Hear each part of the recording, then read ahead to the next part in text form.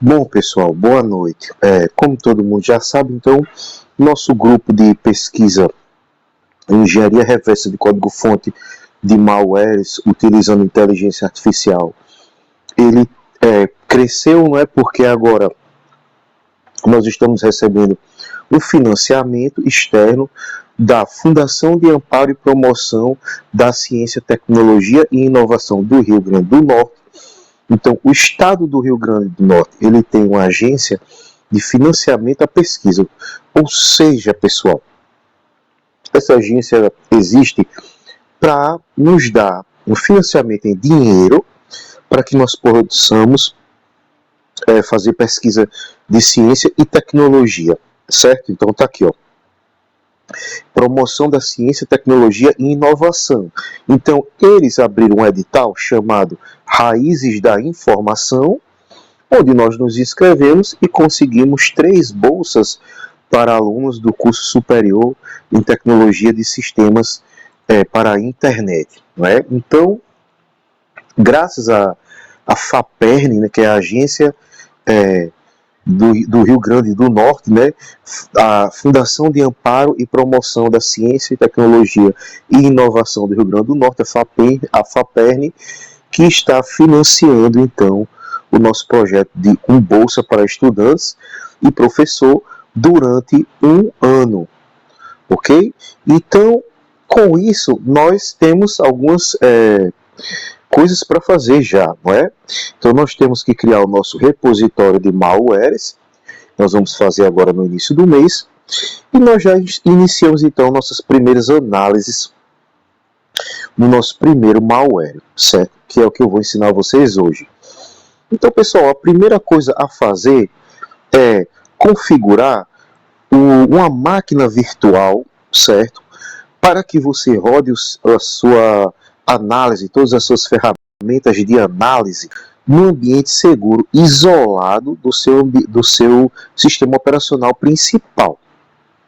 Porque senão, você pode, sem querer, executar esse malware e infectar a sua máquina principal. Você não quer isso, certo?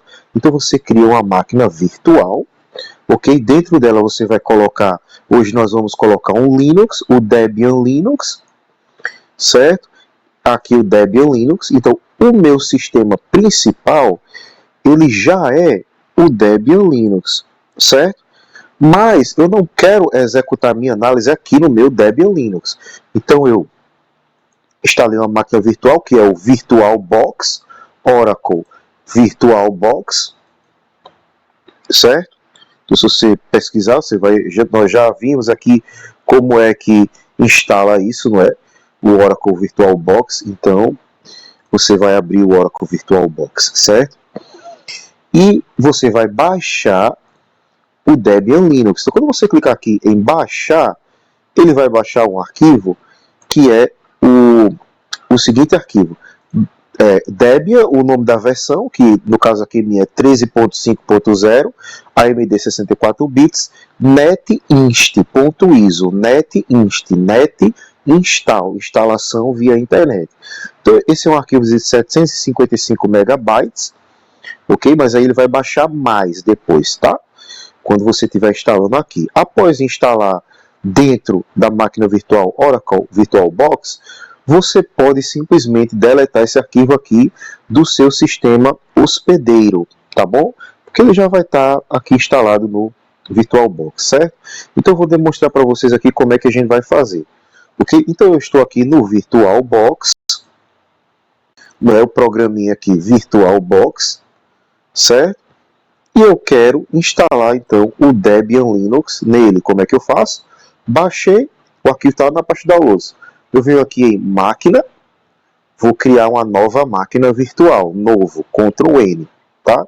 O nome, eu vou botar o nome da distribuição do Linux que a gente vai usar. Debian Linux, é o sistema operacional.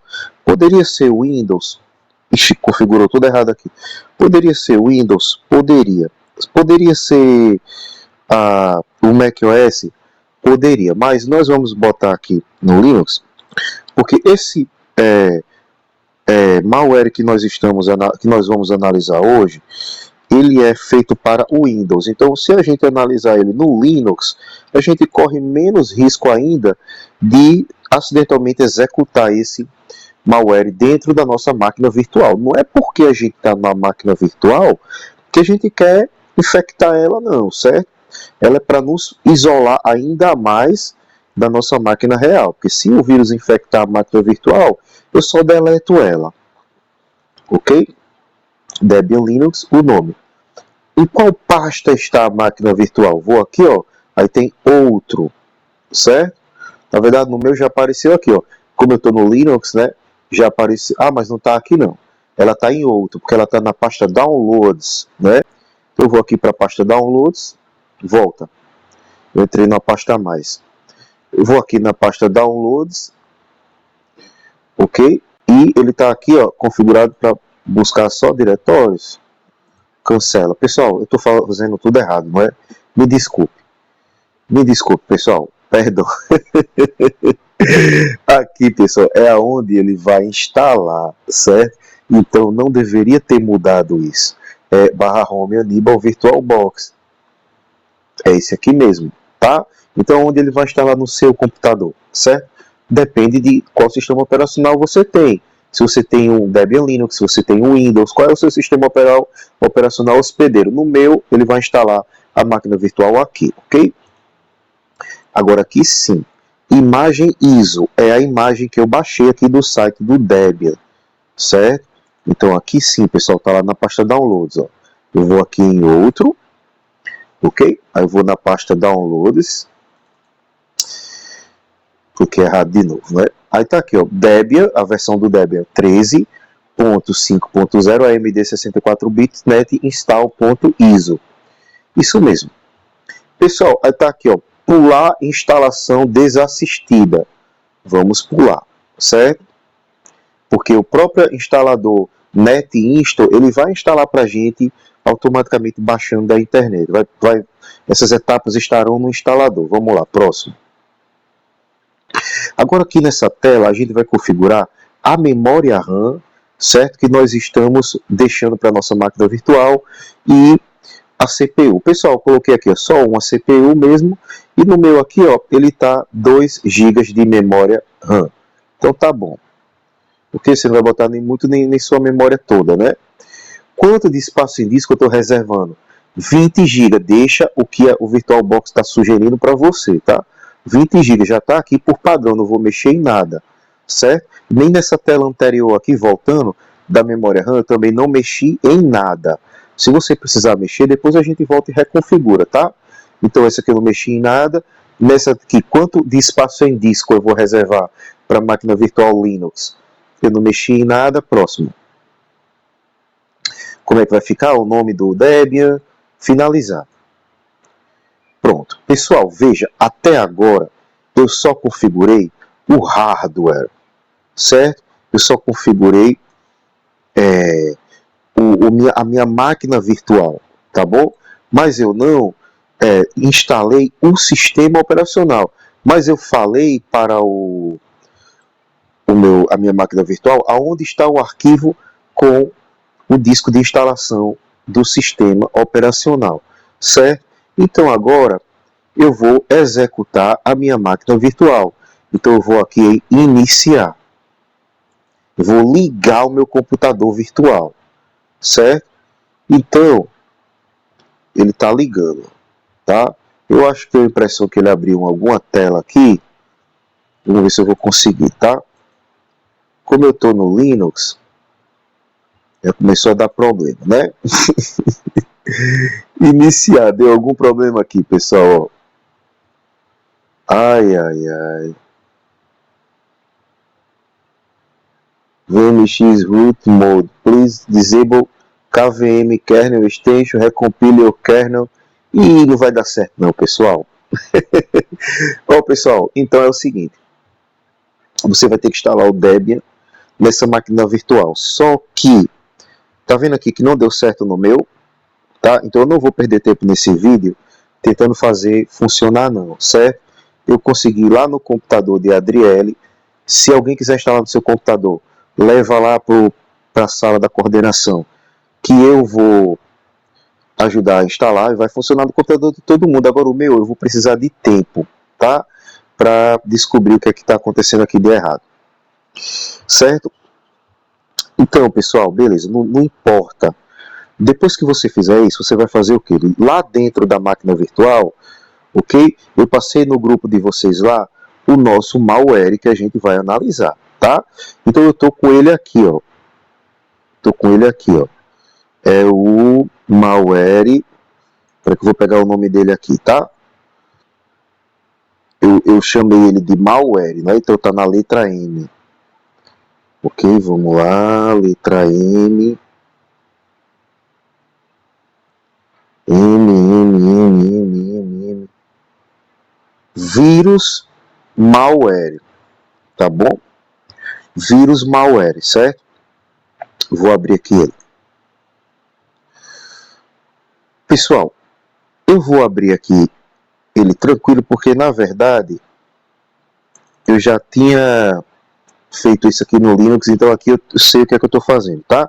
Mas eu botei uma senha aqui, ele já veio com a senha, tá? Porque eu baixei ele do site Malware Bazaar, ok? Não deu certo. Perdão. Deixa eu só mostrar de onde eu baixei esse malware, certo? Eu baixei desse repositório de código aqui, ó, Malware Bazaar. Então, o link para esse malware eu também mandei lá no grupo de WhatsApp, ok? Então, ele é um arquivo em JavaScript, JS. Ele está dentro de um arquivo zipado e a senha é infected, certo? Para poder abrir, tá? Então, ele está aqui, ó. Eu vou botão direito do mouse, extrair. Extrair aqui. Qual é a senha? Infected.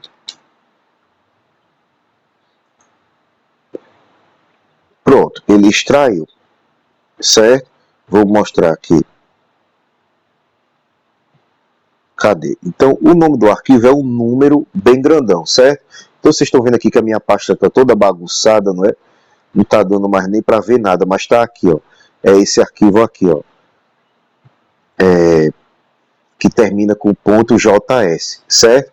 Eu vou pedir para abrir ele, não é? Então eu simplesmente vou clicar com o botão direito, abrir com, eu quero um editor de texto, certo? Então tá aqui escrito Kate, é o editor de texto aqui padrão aqui do Linux, tá? Então aqui, ó, ele tá o documento definido como somente leitura. Eu vou fechar esse aviso aqui, certo? Pronto. Pessoal, esse é o código-fonte do malware. O malware, ele já vem com o seu código-fonte exposto, ok? A princípio, só que ele está ofuscado. Então, esse tipo de linguagem é uma linguagem de script. Você não precisa compilar o código e gerar um binário executável. Se fosse necessário fazer isso, nós teríamos que abrir o Ghidra para tentar reverter ao código-fonte, certo? Nesse tipo de binário, que é o JS, que é o JavaScript, ou o VBS, que é o Visual Basic Script, ok? Você não precisa disso. Só de você clicar 2 vezes, ele já vai executar no Windows. Então, se você receber um arquivo com a extensão .vbs e clicar 2 vezes, ele vai executar, certo? O que é ruim, ok? Porque geralmente os arquivos VBS, ou eles são arquivos de instalação de algo, configuração, ou eles são vírus, malwares, worms e programas maliciosos, certo? Então, como eu estou aqui no Linux, eu abri tranquilo, tá? Porque ele abriu no formato de texto. Então você vai clicar com o botão direito do mouse e mandar abrir isso aqui com seu editor de texto, pode ser o VS Code ou qualquer outro, certo? Pessoal, então olha só, perceberam que esse código aqui é impossível de ler? Você está conseguindo ler alguma coisa? Ó, isso aqui, ó, nem letras direito, nem palavras isso aqui quase tem, né? Por quê? Porque o código, ele está embaralhado, ele está criptografado, ele está ofuscado. São técnicas de embaralhar e esconder o código original, de forma que o analista tenha dificuldade para entender o código. Não só o analista humano, como ferramentas de antivírus e ferramentas de detecção de intrusão que estejam monitorando a rede ou monitorando arquivos e repositórios em algum servidor onde esse malware esteja sendo distribuído ou tenha infectado. Então, se o código-fonte dele está assim exposto, facilmente qualquer ferramenta consegue identificar o malware, certo? Então, o que é que ele faz? Ele simplesmente ofusca o código e dessa forma, então, ele pode facilmente ter um polimorfismo e as assinaturas que antes detectavam o malware já não vão mais funcionar, certo? Além disso, dificulta muito a análise do analista, que somos nós. Outra coisa, esse malware foi feito por um hacker. Então, todos esses comentários aqui, eles estão aqui só para nos atrapalhar e atrapalhar a análise. Eles não estão nos ajudando. O objetivo desse código é ofuscar o seu código que está escondido aqui nessas strings, ó, que parece algo encriptado, criptografado, certo? Então, o código mesmo original, ele está escondido, embrulhado aqui nesses códigos, certo? O que a gente vai tentar fazer? A gente vai tentar desofuscar esse código, fazer a engenharia reversa desse código, certo? Utilizando inteligência artificial, ok?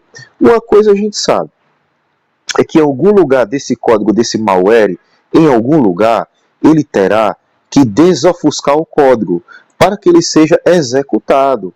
Porque se você tentar executar o código só com isso aqui, esses não são comandos válidos, ok? É um monte de número. Então, o código, ele decodifica isso, certo? E volta ao código-fonte original, certo? Ele desofusca o código que está embaralhado nessas funções, tá? Então, em algum lugar desse programa aqui, certo? Ele vai tentar, ele vai com certeza desofuscar o próprio código ofuscado em memória RAM. Então, o código ofuscado é esse arquivo em disco, que pode ser varrido por antivírus, por sistemas de detecção de intrusão, por ferramentas de segurança. O código está em disco. Quando ele for executado em memória RAM, ele vai ser desofuscado, entendeu? Então ele não está mais existindo no disco, ele está escondido só na memória RAM, ok? Então nesse código aqui, em algum lugar, ele desofusca lá na memória RAM. O que a gente vai tentar fazer? Encontrar aonde é para mandar dar um printf, imprimir na tela o código desofuscado. Ou seja, a gente vai fazer engenharia reversa do código. Pessoal, só que como que a gente vai fazer isso nesse código aqui, que é humanamente impossível de ler? Olha isso, pessoal. Como que a gente vai fazer isso? A gente vai usar inteligência artificial, certo? Então, o que a gente vai fazer? Eu vou abrir o DeepSeek, que é uma inteligência artificial chinesa, DeepSeek, uma das melhores que tem, ok? Então, aqui ó, é um site que está em chinês. Porém, você vai clicar no canto superior direito da tela e vai botar em English. Então, no meu já está em inglês, ó, mas se tiver em chinês, ó, vai estar assim. Aí você não bota traduzir, não. Nossa obrigação é saber. Você vai lá, ó, English, tá vendo? Cliquei em English. Aí agora aqui, ó, Start Now. Vamos iniciar a nossa IA DeepSeek, ok? Start Now. Abri aqui o DeepSeek, ó. A princípio, eu nem estou usando o modo Expert. Eu estou usando o modo Instant. Depois a gente vai testar o Expert, tá? Eu estou usando o modo mais fraco. O mais forte é o Expert. Vamos no mais fraco, ok? Deep Think tem pensamento profundo habilitado. E para ele pesquisar na internet está habilitado também. Eu vou anexar o código-fonte do malware. Está lá em Downloads. Certo? É esse arquivo aqui com um monte de número e letras, abrir. E eu vou contextualizar aqui no DeepSeek, certo? Por quê? Porque ele precisa saber exatamente o que eu quero fazer, tá? Para não pensar que eu sou um hacker, que quero criar o malware, não é isso. O que a gente quer na realidade é fazer a engenharia reversa do malware, ok? Então, preciso fazer uma engenharia reversa nesse malware que está ofuscado. Me ajude a entender seu propósito e a desofuscar ele. Ok? Não é isso que a gente quer? Agora eu vou mandar o DeepSeek pensar, né?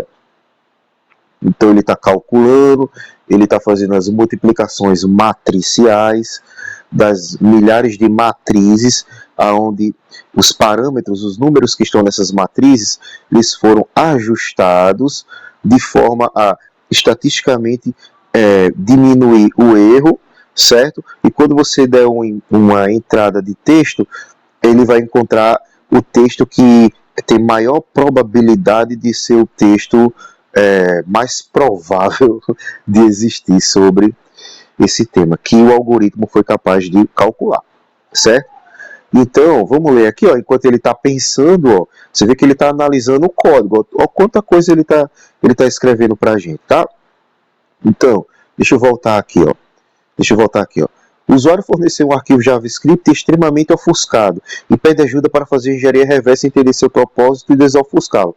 Primeiro vou analisar o conteúdo. O código parece ser um grande arquivo de malware ofuscado, tem muitas funções anônimas, arrays de números, strings codificadas e uma estrutura típica de ofuscação com eval, que é evaluate, que é avaliar, ou seja, executar uma expressão que esteja numa string, ou execução de código.